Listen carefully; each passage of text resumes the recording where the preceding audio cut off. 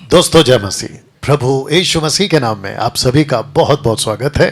मुझे बेहद खुशी है ये बताते हुए कि मेरे साथ में मसीह मंथन बैठक Bible college, short term Bible college के एक और स्टूडेंट मेरे साथ में।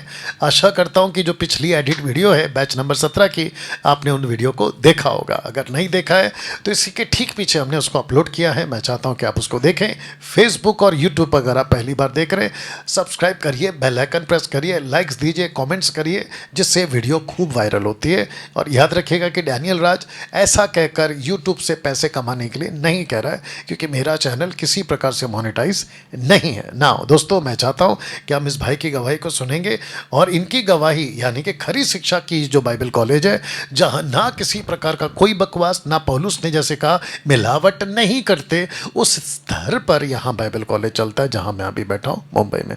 आइए सुनते हैं। यस ब्रदर, आपका नाम, कहाँ से और आप क्या करते हैं, और ये बाइबल कॉलेज ने आपके जीवन में क्या प्रभाव डाला? जी।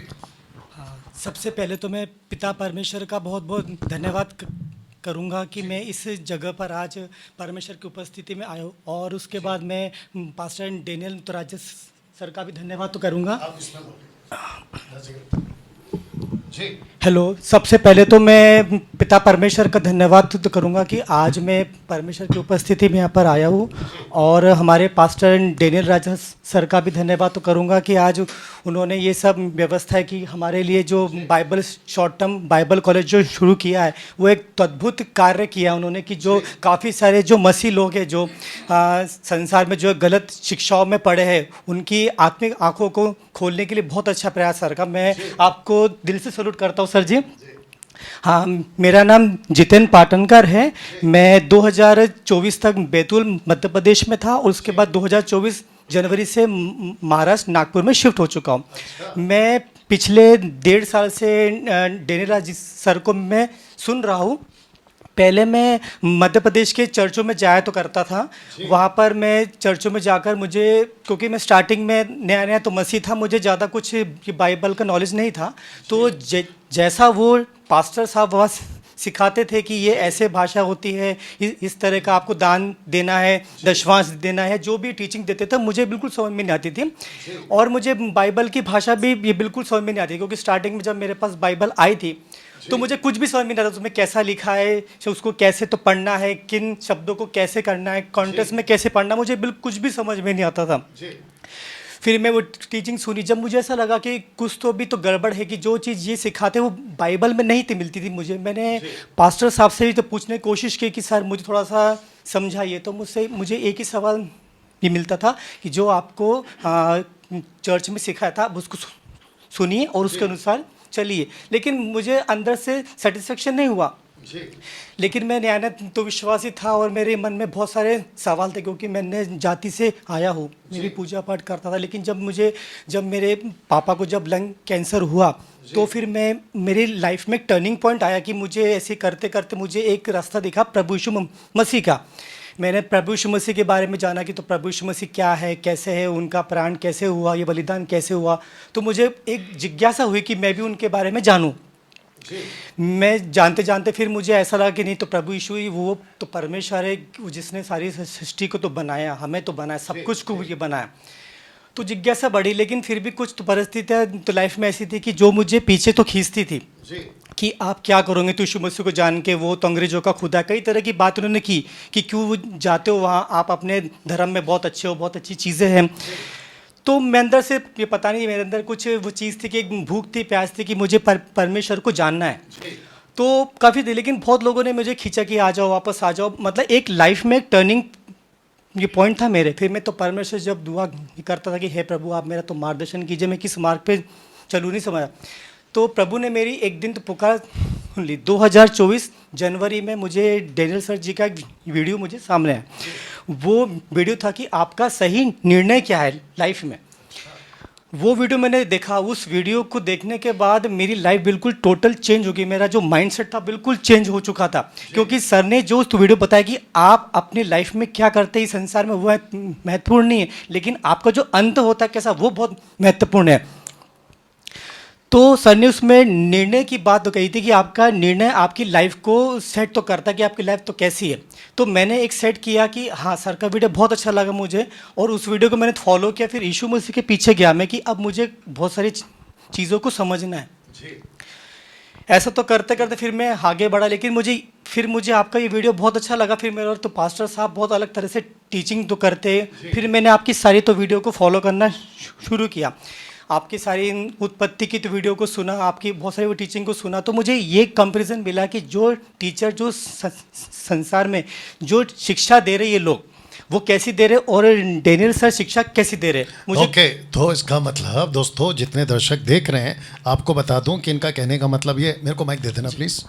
इनका कहने का मतलब ये है कि जो पहले चर्च में जाते थे वहाँ की टीचिंग, और जब इन्होंने खरी शिक्षा सुनी यहाँ की टीचिंग में, जब इनको अंतर पता चला, तब इनको पता चला कि भैया गड़बड़ तो है।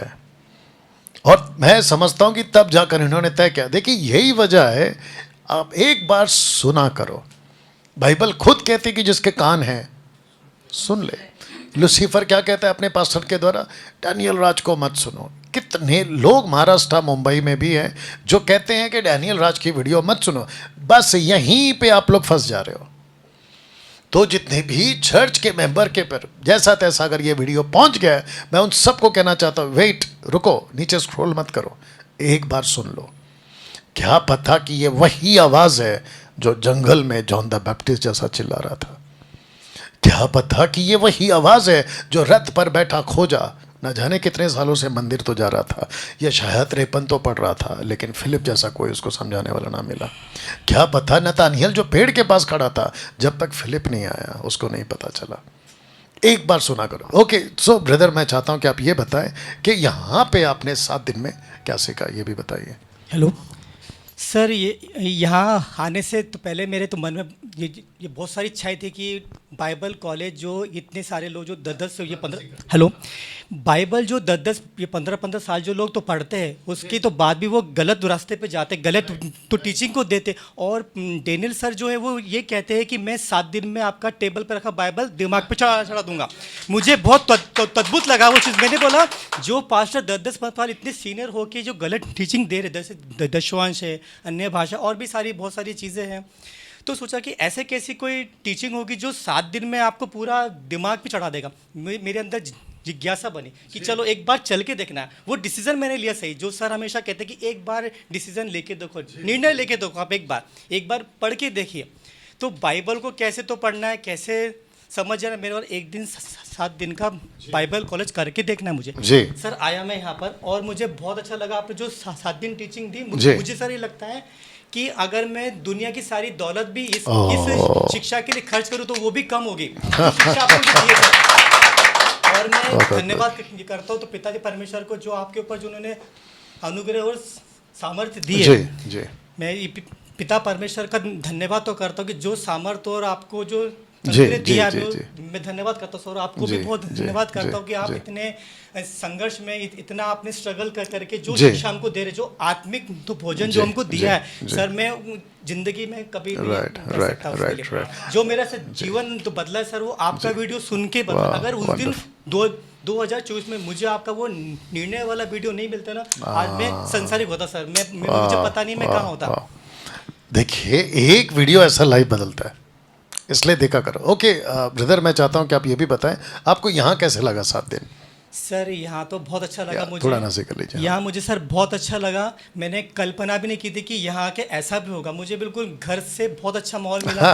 डेनियल सर दिल के बहुत अच्छे आदमी है। यूट्यूब पे तो लगता है कि बहुत कितने डेंजर है जो मतलब सर वहाँ वीडियो पे भी देखो कितने आक्रामक, कितने सबका पोस्टमार्टम करते रहते सर। और सर यहाँ के इतने सॉफ्ट हार्टेड पर्सन सर, मैं दिल से सैल्यूट सर करता हूँ आपको। बहुत ग्रेट है सर आप। और सर ने ऐसा बाइबल स्टडी दिया कि कैसे पढ़ना है, कॉन्टेक्स्ट में कैसे पढ़ना है, वचन को कैसे पढ़ना है, टोन कैसी तो पकड़ना है, हर चीज़ को इतनी बेहतरीन तरीके से बताया। मैं सर बिल्कुल कहता हूँ कि मुझे तो संसार में रह के मुझे आत्मिक भोजन जो आपने दिया है, मैं उसके लिए उसकी कोई कीमत नहीं। सो आखिरकार टेबल पे रखा बाइबल सर दिमाग हो गया। तो जी बोलिए। मैंने सोचा था सर, ये कहते थे कि आप बीज को बोएंगे, यहाँ आएंगे, आप पौधा तो बनेंगे, और वही पौधा जाते जाते पेड़ भी बन के जाएंगे। सर मैं आज बीज आपने बोया, आज मैं पेड़ बन के जा रहा हूँ सर। और हाँ, इस बात पे तो एक चीज बनती है, मैं बताता हूँ क्या बनती है। और सर बस पेड़ तो मैं बन चुका हूँ, लेकिन फल लाना बाकी सर मुझे। बिल्कुल आएगा, बिल्कुल आएगा, बिल्कुल आएगा, बिल्कुल आएगा। अद्भुत है भैया, thank you brother, thank you. So ये रहा गवाही जो आपने सुना है, और मैं आशा करता हूँ कि सर एक छोटा जी सा- गौरी बोलिए बोलिए।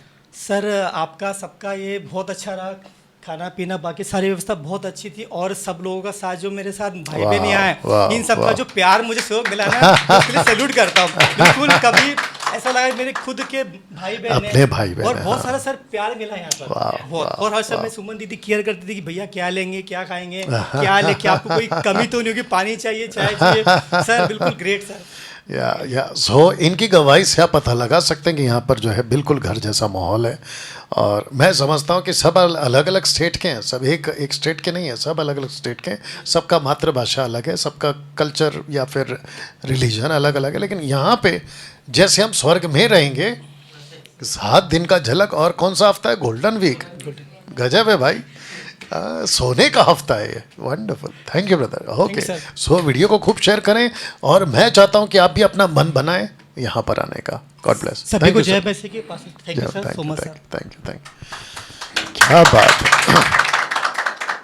बस ऐसे ही बोलना है, तो आ जाओ।